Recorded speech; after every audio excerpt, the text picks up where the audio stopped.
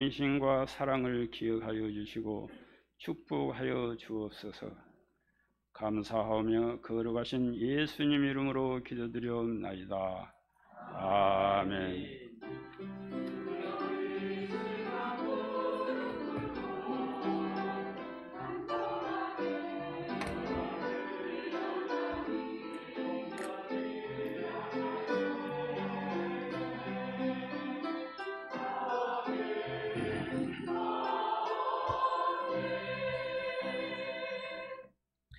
하나님 말씀 출애굽기 1장 1절에서 22절입니다.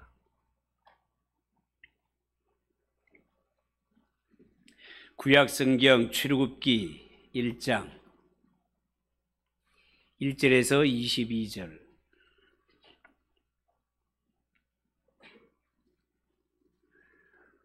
우리 한 절씩 교독합시다. 1절입니다. 야곱과 함께 각각 자기 가족을 데리고 애굽에 이른 이스라엘 아들들의 이름은 이러하니 이사갈과 스불론과 베냐민과 야곱의 허리에서 나온 사람이 모두 70이요 요셉은 애굽에 있었더라.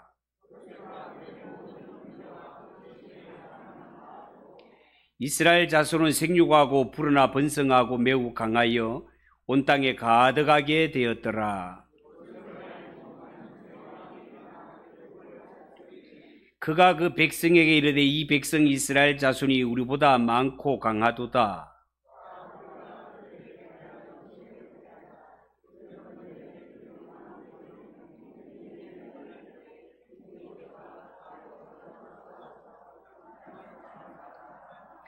감독들을 그들 위에 세우고 그들에게 무거운 짐을 지워 괴롭게 하여 그들에게 바로를 위하여 국고성 비돔과 람셋을 건축하게 하니라.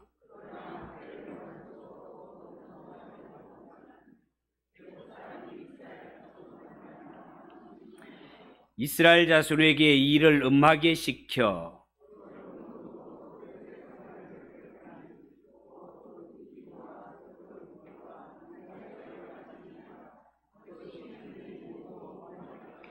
애굽 왕이 히브리 산파 십부라라 하는 사람과 부하라는 사람에게 말하여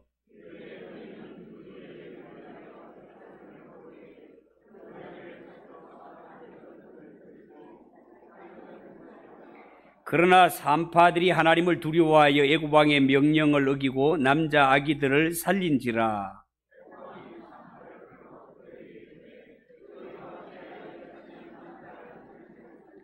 산파가 바로에게 대답하되 히브리 여인은 애굽 여인과 같지 아니하고 건장하여 산파가 그들에게 이르기 전에 해산하였더이다 하매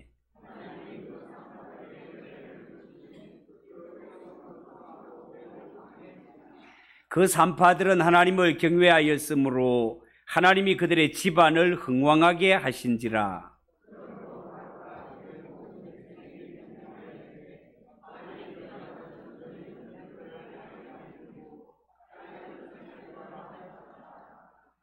아멘. 찬양을 받으신 하나님께 영광의 박수를 올려드리겠습니다. 우리 옆에 분들과 인사합시다. 잘 오셨습니다. 은혜 받읍시다.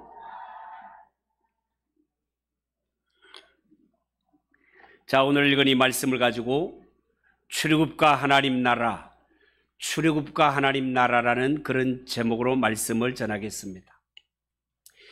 여러분, 창세기 성경에 보면 하나님께서 갈대아 우르에 살고 있던 아브라함을 부르시고 언약을 맺으셨죠. 하나님께서 아브라함에게 아브라함아, 너는 네 고향 친척 아비의 집을 떠나 내가 너에게 보여주는 땅으로 가라. 내가 너를 큰 민족으로 만들고 복을 주어 너희의 이름을 창대케 하리니 너는 복의 근원이 될 것이다. 하나님이 아브라함을 부르시고 그와 언약을 맺으셨습니다.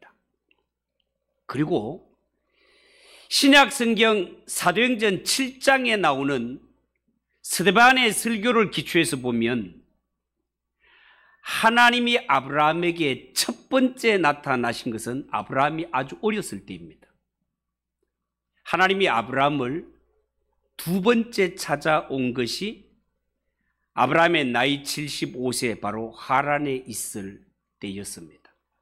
아마도 아브라함이 하나님의 부르심을 받고 일찍 고향 땅을 떠났지만 하나님이 명령하신 그 땅으로 가는 도중에 문제가 생겨 아주 오랜 세월 동안 하란 땅에 머물렀던 것 같습니다. 성경학자들은 아마 아브라함의 아버지 데라가 건강상으로 여기에 주저앉게 되었을 것이라고 보는 것이 상례입니다. 여러분, 아브라함의 나이 75세에 하란에서 부름을 받고 그때 아내 사라 나이는 65세였습니다. 더구나 이 사례는 아기를 낳지 못하는 불임 여성으로 간주되었던 것 알고 계시죠? 지난날 아브라함을 배울 때 살펴보았지만 이런 지경에도 아브라함은 하나님의 약속, 너의 후손이 하늘의 별과 같이 바닷가의 모래알같이 되리라. 지금 아들 하나도 없는데 하나님은 너무도 세게 잡아가지고 너의 후손이 하늘의 별과 같이 바다의 모래같이 이런 엄청난 약속을 줬단 말이죠. 그런데 성경은 아브라함이 하나님의 약속을 믿었다라고 합니다. 더 자세하게 내용으로 들어가면 믿었다고 말은 하지만 사실은 그렇지 않은 모습들이 나오고 거기에 대해서 여러분들에게 이미 여러 번 말씀을 드린 적이 있습니다. 어쨌든 아브라함은 하나님의 약속을 붙들고 이 말씀 따라 가나안 땅으로 거처를 옮기게 됩니다. 그렇지만 안타깝게도 자식은 하나도 없었습니다. 그의 나이 99세 백발의 할아버지가 되기까지 말입니다. 물론 그 사이에 이스마엘이라는 아들이 태어나기도 했지만 그는 하나님이 약속하신 약속의 아들이 아니었습니다. 여러 가지 사연이 있었지만 어쨌든 성경은 아브라함을 두고 아브라함이 하나님을 믿었다, 아브라함이 하나님의 약속을 붙잡았다, 뭐 그렇게 소개하고 나가고 있습니다. 중요한 것은요, 하나님께서 그의 믿음을 인정하셨고 때가 되자 아브라함이 드디어 이삭을 낳게 되죠. 이삭은 야곱을 낳게 되고 야곱은 12아들을 낳게 되고 12아들은 또 다른 자손들을 낳게 됩니다. 그러다가 그 땅에 흉년이 찾아오자 야곱은 당시에 그의 아들인 요셉이 총리로 지내고 있던 애굽으로 내려가게 되지요.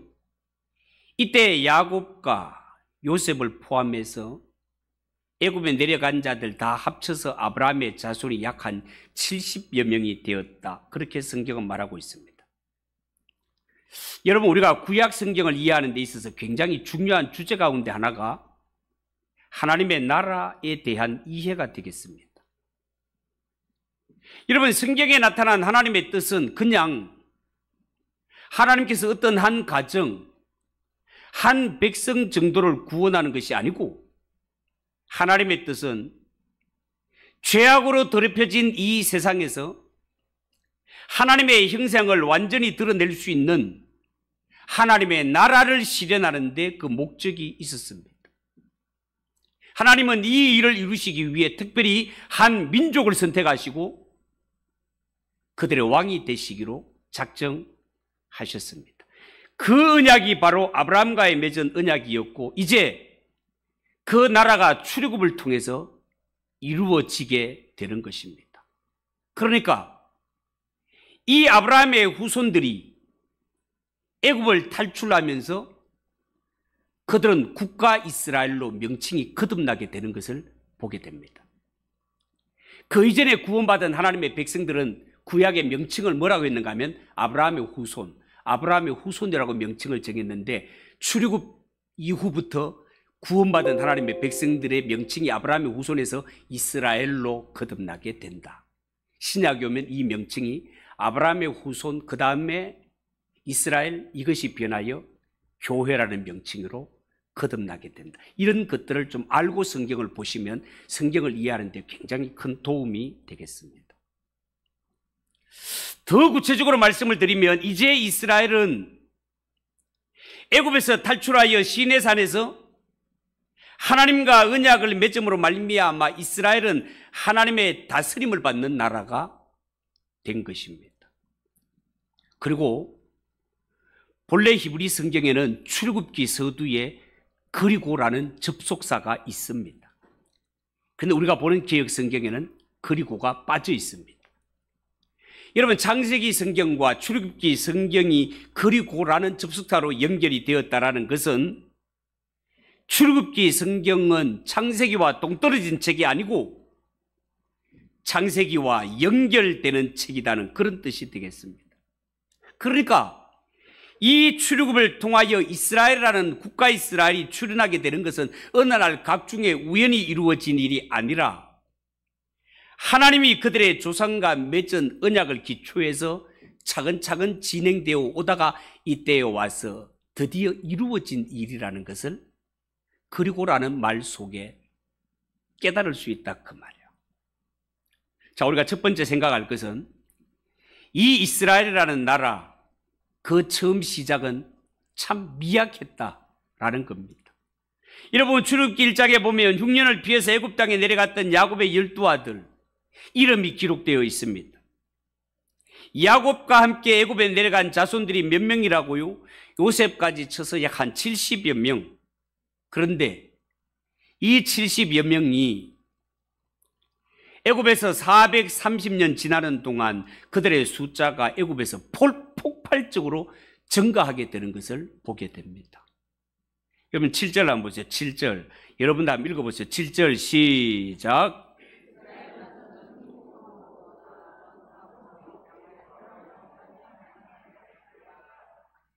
아멘. 여러분, 세계 역사상에 한 가정이 다른 나라에 들어갔다가 다시 나올 때 수백만 대군이 되어서 나온 경우는 이스라엘밖에 없습니다. 그런 의미에서 이 성경 말씀은 하나님이 바로 창세기에 아브라함에게 하셨던 약속이 어떻게 신실하게 성취되고 있는가를 정확하게 보여주는 말씀이라 하겠습니다. 그리고 분명히 기억해야 될 것은 이 이스라엘은 당시에 단순히 인구가 많아서 하나님의 나라가 된 것이 아니라 그들이 언약 백성 된 것은 성경이 진행되어 보면 알겠지만 이들이 시내산에서 하나님과 피 뿌리는 언약을 맺었기 때문에 그들이 하나님의 백성으로 거듭나게 되는 것입니다. 이미 오래전부터 하나님은 이 일을 계획하셨고 차근차근 이루어 오셨습니다. 여러분, 하나님의 나라는 처음부터 막 엄청나게 크게 시작되지를 않습니다. 처음에는 아주 미미하게 아주 작게 시작합니다. 그렇지만 하나님의 말씀은 이 불가능하게 보이는 것들을 가능하게 이루시는 하나님의 말씀입니다. 우리는 이 사실을 믿어야 됩니다. 아브라함이 믿었던 것처럼 아들 하나 없는 내가 후손이 하늘의 별과 같이 바다의 모래같이 된다고, 하나님 그런 소리 하지 마시고 아들이라도 하나 주세요, 이런 생각이 저절로 들 만큼, 그러나 세월이 지나고 하나님이 정하신 때가 되었을 때 정말로 그의 후손이 하늘의 별과 같이 바다의 모래같이 되는 것처럼 하나님은 한번 말씀하시면 우리 눈에 안 되는 것 같이 보여도 하나님이 말씀하시고 약속하셨다는 이유 하나로 우리 앞에 현실로 되어짐을 믿으시기 바랍니다.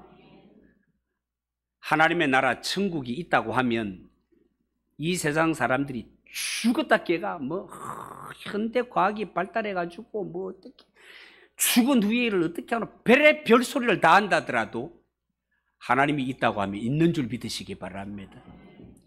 우리의 현실로 눈으로 보고 우리가 직접 이 육체가 들어갈 하나님의 나라가 준비되어 있음을 믿으시기 바랍니다. 그것이 성경이 요구하는 믿음이단 말이에요. 두 번째 생각할 것은 하나님의 계획을 반대하는 세력이 있더라라는 것입니다. 여러분, 출애굽기 1장은 이 1장은 나라를 만드시려는 하나님의 계획에 반대하는 세력이 있다는 것을 분명히 보여주고 있습니다. 하나님의 계획과 하나님의 나라를 반대하는 세력이 누굽니까? 바로 이 세상 나라입니다. 오늘 읽은 본문은 하나님의 계획에 대해서 애굽 왕 바로가 어떻게 반대하고 나섰는가를 소상하게 알려주고 있습니다. 8절에 보면 요셉을 알지 못하는 새 왕이 일어났다, 그렇게 말합니다. 여러분, 애굽에서 요셉은 어떤 존재입니까? 기근으로 다 굶어 죽을 뻔한 이 위기에서 건져준 이가 요셉 아닙니까? 요셉을 모르는 왕이 등장했다는 것은 은혜를 알지 못하는 인물이 등장했다, 그런 뜻이 되겠습니다. 이 말 한마디에 앞으로 이 이스라엘 족속이 어떻게 고통을 당할까가 들어있는 것이 확 느껴지지를 않습니까? 그리고 9절 10절에 보면 이 하나님의 나라가 세워지는 계획에 정면으로 반대하는 이 왕이 하는 말이 나옵니다. 9절 10절 여러분들이 한번 읽어보세요. 시작.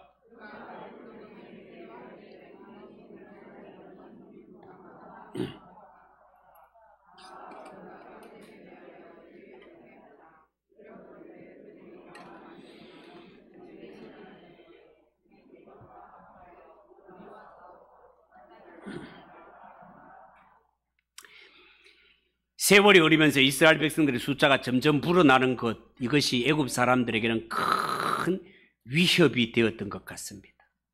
그래서 애굽 왕 바로는 이 이스라엘의 번창을 막기 위해 세 가지 정책을 쓰게 됩니다. 그래서 13절 14절에 보면 이 바로는 국가적으로 큰 건축물을 짓게 하므로 이 일에 이스라엘 자손들을 동원시키는 것을 보게 됩니다. 국고성 비돔과 람셋을 지었다고 하죠. 여기에 국고성 비돔셋 람셋이라는 것은 국가가 만일의 사태를 대비하기 위해서 창고용으로 큰 성을 건축함으로 국가가 위기를 당할 때 미리 예방하자는 차원에서 지은 큰 창고 건물이었습니다. 이 이스라엘 백성들을 이 일에 동원시킴으로 말미암아 애굽 왕 바로는 이스라엘 백성들에게 큰 고욕을 시키는데, 이 일을 시키는 바로의 속셈이 뭐라고요?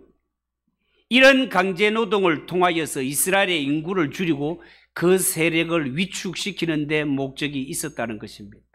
자, 그런데 성경에 보면 바로의 이러한 악독한 계획은 성공을 거두지를 못합니다. 왜냐하면 성경의 증거에 따르면 이스라엘 백성들은요, 학대를 받으면 받을수록 더 번식했고, 이스라엘 백성들은 아무리 고된 일을 시켜도 더 많은 임신을 하게 되고, 태어난 아이들은 병들지도 않고 아프지도 않고 죽지도 않고 잘만 자라기를 한단 말이에요. 하나님의 은혜고 지키심이죠. 그런데 성경에 보면 바로는 히브리 산파들에게 은밀하게 지시하기를, 여봐라, 너희들은 히브리 여자들이 아기를 낳을 때 지켜보고 아들이면 무조건 죽여라 라는 무서운 명령을 내리게 됩니다. 그런데 그렇게 철두철미하게 보였던 바로의 음모가 뜻대로 이루어지지를 않습니다. 왜요? 히브리 산파들의 믿음 때문에 좌절되고 맙니다. 이 히브리 산파 시브라와 부하는 성경에 보면 애굽 왕 바로보다 하나님을 더 두려워했습니다. 그래서 왕의 명령을 어기고 아기들을 살리게 됐죠. 성경에 보면 이 히브리 산파들, 이들이 말하기를, 왕이시여, 히브리 여자들은 건강해서 산파가 가기도 전에 이미 아기를 낳아 버린다고 그렇게 아랜단 말이죠. 이들은 오히려 하나님의 백성들 편에 서서 하나님의 백성들을 돕게 되는 것을 보게 됩니다. 그리고 20절, 21절에 보면 하나님이 그 산파들에게 은혜를 베푸시니 그 백성은 번성하고 매우 강해지니라. 그 산파들은 하나님을 경외하였으므로 하나님이 그들의 집안을 흥왕하게 하셨다. 그렇게 기록하고 있습니다. 자, 이 모든 방법이 실패로 돌아가자 바로는요, 직접 히브리 남자 아이들을 살해하는 정책을 쓰기 시작합니다. 22절을 보십시오. 그러므로 바로가 그의 모든 백성에게 명령하여 이르되 아들이 태어나거든 너희는 그를 나일 강에 던지고 딸이거든 살려두라 하였더라. 이런 엄청나고 무시무시한 명령을 내리게 됐죠. 그러니까 이제는 모든 백성들로 하여금 이스라엘 백성들을 감시하게 만들고 그들을 조사해서 태어나는 아기가 남자아이라면 바로 나일강에 던져 죽이라는 명령을 내리게 됩니다. 여러분, 이것을 보면서 우리가 깨닫는 것이 뭡니까? 하나님이 이루시려는 하나님의 나라, 절대로 저절로 이루어지지를 않습니다. 하나님의 나라가 서는 거기에는 불순종하는 세력, 대적하는 세력이 등장하는 것을 보게 됩니다. 여러분, 우리는 오늘 이 성경에 나오는 말씀들을 통해서 바로라는 인물이 얼마나 이 이스라엘 백성들을 포기하기 싫어하는가를 보게 됩니다. 저들이 떠나가면 이 땅에 더러운 일, 이러한 일들은 모두 누가 하지? 그들을 붙잡아 영원토록 3D 업종을 시키려고 마음먹고 있습니다. 여러분, 이처럼 이 세상 나라는 하나님의 계획을 반대합니다.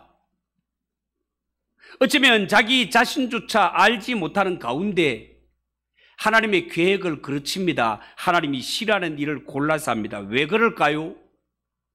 그 속에 불순종의 영이 들어가기 때문에 그렇습니다. 여러분, 누구든지 하나님께 복종하지 않는 자, 순종하지 않는 자는 자기도 모르는 사이에 이런 악한 영이 들어가게 됩니다. 그래서 자기가 원하지 않는 삶, 하나님 앞에 불의의 병기로 사용되다가 결국은 하나님께 심판을 받는 일이 생길 수가 있단 말이에요. 그렇지만 성경을 전체적인 입장에서 보게 될 때 이스라엘 백성들을 향한 이런 강력한 바로의 압제가 이스라엘 백성들에게 전혀 무익한 것은 아니었다라고 볼 수도 있습니다. 왜냐하면 만약에 애굽왕 바로가 이스라엘 백성들에게 이렇게 억압하고 이렇게 압제하지 않았다면 이스라엘 백성들이 애굽에서 나오려고 했을까? 과연 이 애굽 땅을 탈출하려고 했을까? 어쩌면 이스라엘 백성들은 이 애굽 땅에 살면서 여기가 좋사오니 하면서 신분은 비록 노예지만 이 땅에 영원토록 살기를 꾀했을지도 모르는 일입니다. 왜냐하면 이스라엘 백성들은 애굽에서 탈출한 후에도 광야에서 어려운 일들만 만나면 그들이 가진 생각이 뭐였다고요? 애굽에 있을 때가 좋았는데, 왜 애굽에서 우리가 잘 먹고 잘 살고 있는데 우리를 광야로 끌어내가지고 이 고생을 시키냐면서 끌어낸 모세를 향하여 원망하고 돌 던지고, 틈만 나면 애굽으로 돌아가자, 애굽에 고기 가마 곁에 있었을 때가 얼마나 좋았노. 그때는 수박도 먹고 참외도 먹고 부추도 먹고 마늘도 먹고 이게 먹고, 이게 이스라엘 백성들의 마음이었던 것을 보지 않습니까? 언제나 애굽을 꿈꿨단 말이죠. 어쩌면 이스라엘 백성들의 마음이 이해가 가기도 합니다. 왜냐하면 누가 말씀만 듣고 자기 목숨 걸고 그 기름진 땅을 탈출해서 아무것도 없는 광야로 나가려고 하겠습니까? 출애굽이라는 것은, 구원이라는 것은 큰 결단이 따르는 일이다, 그 말이에요. 예수님을 따라가기로 작정을 하고 천국을 향해 가기로 작정을 하는 거기에는 진짜 큰 결단이 필요하다, 그 말이에요. 아브라함이 본토 친척 아비 집을 떠나고 예수님의 제자들이 배와 그물을 심지어 부친을 버려두고 예수님을 따라가는 그게 쉬운 일이 아닌 것처럼 이스라엘 백성들이 애굽에 나와 아무것도 없는 광야로 나가는 것 쉬운 일이 아니었습니다.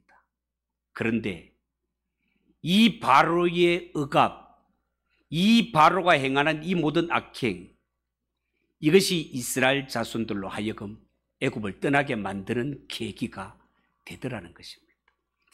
여러분, 하나님께 감사함으로 받으면 버릴 것이 없는 줄 믿으시기 바랍니다. 다 하나님의 섭리고 성도들을 위한 것이단 말이죠. 여러분, 이처럼 알고 보면 모든 사람은요, 내 스스로 하나님을 좋아해서 섬길 만큼 착한 자는 아무도 없습니다. 모두가 실패하고 이 세상에서 살 소망이 사라졌기 때문에 거기에 하나님의 말씀, 복음이 들어가게 되는 것입니다. 정말로 그렇습니다.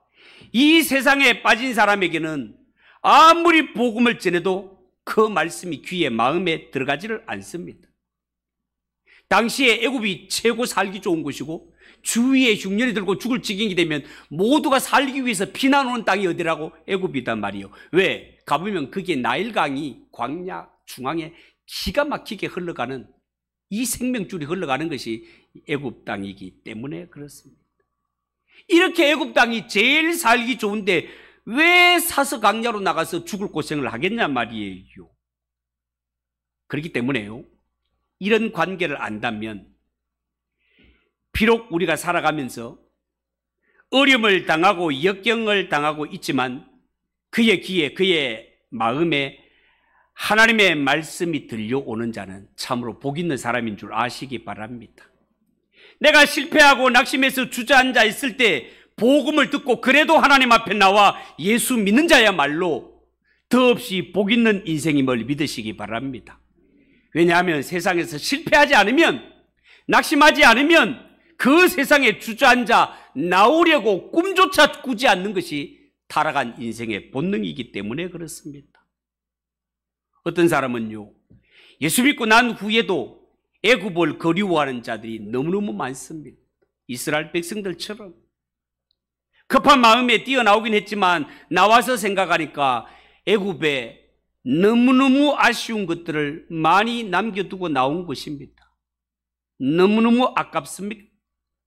그렇지만 이런 마음을 가지고 신앙생활하는 것은 결코 바른 신앙 아닙니다. 하나님이 요구하는 신앙은 애굽과 완전히 분리된, 구별된 삶을 요구하십니다. 하나님의 말씀을 붙들고 애굽에서 출애굽했다면 이제는 하나님이 우리에게 주실 그 땅을 기대하며 그 땅을 향해 열심히 달려가기를 하나님은 원하신다, 그 말이에요. 여러분, 하나님이 우리를 애굽에서 꺼내셨다면 과정이 광야라 하더라도 반드시 이 광야를 지나 하나님이 원하시는 땅에 우리의 등을 떠다 밀어서라도, 코를 깨서라도 그 땅에 들이시는 이가 전능하신 하나님이심을 믿으시기 바랍니다. 그 하나님의 손에 붙들린 것이 은혜고 복임을 믿으시기 바랍니다. 세 번째 생각할 것은 이스라엘 백성들은 그 출발이 노예였다는 사실입니다. 여러분, 오늘 성경에 보면 이스라엘 백성들이 노예로 있을 때 얼마나 비참한 삶을 살았는가를 알 수 있습니다. 그들은 뜨거운 태양 아래서 그 무서운 감독자들의 채찍을 맞아가면서 강제노동을 하고 있습니다. 자유라고는 전혀 없습니다. 조금만 한눈 팔면 채찍이 날아오기 때문에 쉴 새 없이 일만 해야 되었습니다. 인권이라고는 없습니다. 짐승 취급을 받았습니다. 자식을 낳아도 아들이면 즉시 강에 던져버려야 되는 이런 정책 아래 살았습니다. 그렇다면 하나님은 왜 이스라엘 백성들로 하여금 이토록 비참한 종살이를 경험하게 하였을까? 여러분, 사람은 고생을 해봐야, 노예 생활을 해봐야 자유롭게 하나님을 섬긴다는 것이 얼마나 큰 은혜고 축복이라는 사실을 알 수 있기 때문에 그렇습니다. 살아보면 정말 그렇지 않습니까? 우리 인생들에게 있어서 진정한 감사는 바로 여기에서 나옵니다. 내가 어떤 상태에서 구원받았는가를 아는 사람만이 진정 하나님의 은혜에 감사할 수 있지. 구원의 은혜를 알지 못하는 자, 내가 어떤 지경에서 구원받았는가를 알지 못하는 자는 삶 속에 진정한 감사가 나올 수 없는 것입니다. 여러분, 성경은 분명히 가르쳐 줍니다. 이스라엘 백성들은 애굽에서 몇 년 동안? 430년 동안 종살이합니다. 옛날이나 지금이나 남 밑에서 종살이하는 것 좋아할 자가 누가 있겠습니까? 자유가 없는 삶은 1년을 살기도 힘든 삶 아니겠습니까? 그런데 이스라엘은 몇 년? 430년을 종살이합니다. 430년, 우리가 그냥 하기 좋은 말로 430년 하지 430년이 얼마나 엄청난 세월입니까? 이 엄청난 세월을 이스라엘 백성들이 종살이 한 것은 좋아서 한 것이 아니라 내 힘으로는 도저히 이 종의 사슬을 끊어버릴 수가 없는 것입니다. 나를 종으로 붙잡고 있는 그 세력, 애굽의 세력과 바로의 세력은 당시에 최고의 세계, 최고의 강대국이었습니다. 누가 하나 전쟁을 걸어올 수도 없습니다. 그 정도로 강력한 국가였기 때문에 그렇습니다. 이러한 가운데 해방을 주시고 구원을 주시니까 전능하신 하나님이십니다. 대대의 평생 종으로 살다가 죽고 종으로 살다가 죽고 불행한 삶을 대물림하면서 살아야 할 이 백성들에게 구원을 주시고 자유를 주신 분이 하나님이시다, 그 말입니다. 너무너무 감사하지 않습니까? 이거는 이스라엘 백성만 그런 것이 아니라 오늘 이 자리에 앉아 있는 우리가 바로 그런 자단 말이에요. 우리가 죄의 권세에 마귀의 권세에서 노임받아 하나님의 자녀가 되고 하나님을 아빠 아버지라 부르며 저 천국을 유업으로 받을 수 있는 자가 될 수 있었던 것은 우리에게 의로운 근거가 요만큼이라도 있어서 된 것이 아닙니다. 성경은 이 말을 한마디로 딱 요약하기를 로마서 5장 8절에 우리가 아직 죄인 되었을 때에 그리스도께서 우리를 위하여 죽으심으로 하나님께서 우리에 대한 자기의 사랑을 확증하셨느니라. 우리가 의로워서가 아니고 우리가 조금이라도 새롭게 변화가 되어서가 아니고 성경은 우리가 아직 죄인일 때 하나님은 너무나 귀하신 독생자를 보내주심으로 우리를 대신하여 죽게 하심으로 우리를 향한 하나님의 사랑이 얼마나 위대하고 큰지를 확실하게 증거 삼으셨다라고 그렇게 말하고 있습니다. 사랑하는 성도 여러분, 우리가 구원받은 것은 나에게 요만큼이라도 조건이 있거나 의로움이 있어서가 아니고 내 형편을 돌아보면 이스라엘 백성들처럼 그들의 힘으로는 도저히 노예의 사슬에서 벗어날 수 없었던 것처럼 하나님이 우리를 모르는 척 했다면 우리는 평생 죄인으로 살다가 이 죄를 자식들에게 대물림하며 다 죄인으로 살다가 지옥에 떨어질 이런 운명에 있던 우리를 하나님이 불쌍히 여기시고 긍휼을 베푸시사 모세를 보내신 것처럼 주 예수 그리스도를 우리에게 보내심으로 말미암아 이 억만 죄악 가운데 건져주신 이가 하나님이심을 믿으시기 바랍니다. 이런 은혜와 축복을 받았으면서 이 사실을 잊어버리고 살아갈 때가 얼마나 많은지 모릅니다. 그러면 안 됩니다. 여러분, 우리가 받은 축복은 우리의 머리로 상상할 수 있는 것이 아닙니다. 430년이라는 세월이 엄청난 것처럼 우리의 노력으로는 절대로 이 마귀의 권세, 죄의 권세에서 나올 수 없었던 자들입니다. 평생 죄짓다 지옥에 떨어질 것이 우리의 모습입니다.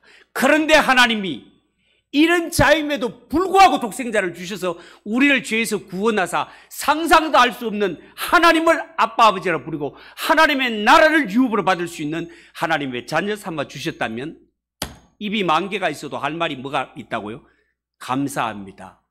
감사합니다. 감사합니다. 이것 외에 우리가 할 말이 없다는 사실을 믿으시기 바랍니다. 이 사실을 아는 자는 예수 믿을 때 감사하며 살 수밖에 없단 말이에요. 마지막 한 가지 더 말씀을 드립니다.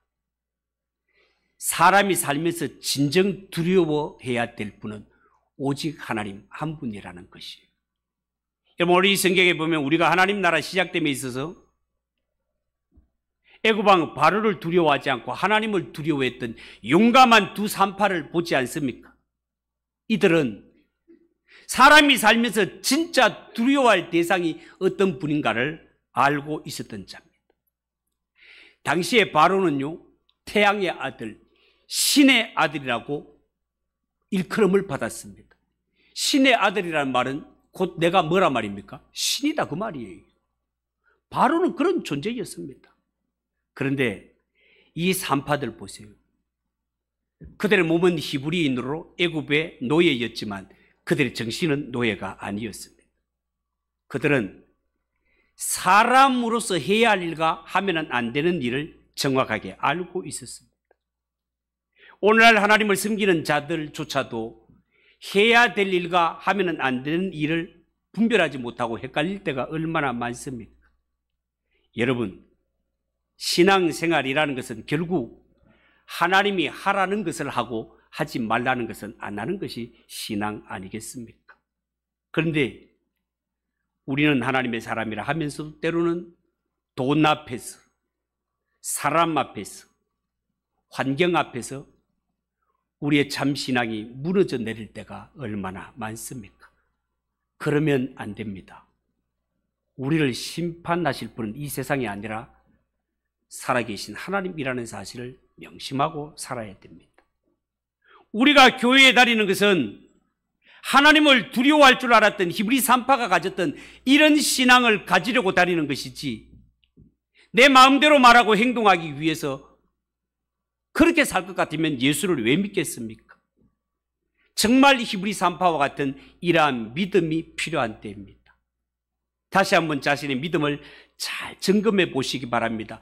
여러분, 우리는 이 땅에 살고 있지만, 이스라엘 백성들은 애굽 땅에 살고 있지만 애굽 사람들이 아닙니다. 이 땅을 떠나야 할 자들입니다. 하나님이 가라고 하신 그 땅을 향해 가야 할 자들입니다. 예수 믿는 성도는 이 세상에 살고 있지만 이 세상에 영원히 살 자들이 아닙니다. 이 땅을 떠나야 할 자들입니다.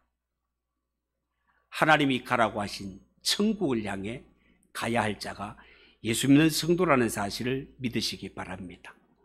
성도는 이 세상에 얼마나 잘 먹고 얼마나 잘 살고 얼마나 오래 사는가, 이것이 중요한 것이 아니라 이 땅에 사는 동안 하나님이 주신 약속을 꼭 붙들고 살았냐? 천국에 들어갈 그 믿음, 마지막 순간에 하나님이 점검하실 그 믿음을 네가 가지고 있느냐? 이 믿음을 준비하며 사는 것이 성도가 이 세상에 살아가는 삶이라는 것을 여러분 꼭 기억하시고, 이 세상에 너무 미련 두지 마시고, 가지 못해 그냥 저기가 좋았는데 이런 것이 아니라, 우리는 이 세상을 떠나 이 세상과는 비교할 수 없는 하나님의 나라에 가야 할 자들이라는 것을 명심하고 저 천국의 소망을 두고 살아가는 저와 여러분 되시기를 주님의 이름으로 축복합니다. 기도하겠습니다. 하나님 아버지, 은혜를 감사합니다. 오늘 이 출애굽과 하나님의 나라에 대해서 방해하는 이런 세력들, 우리가 어떻게 이기며 어떻게 믿음을 지킬까에 대해서 말씀을 드렸습니다. 이 말씀이 우리에게 잘 박힌 목과 같이 되고, 이 말씀 꼭 붙들고 예수님 앞에 서는 그날까지 신실한 믿음 꼭 붙드는 우리 성도들이 되게 하옵소서. 예수님의 이름으로 기도하옵나이다. 아멘. 234장 찬송하겠습니다.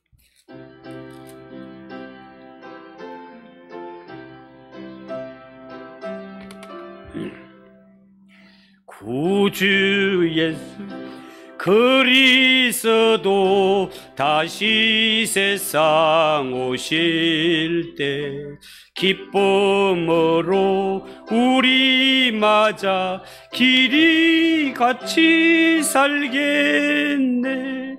영화롭고 아름다운 우리 본향 천국에서 주와 같이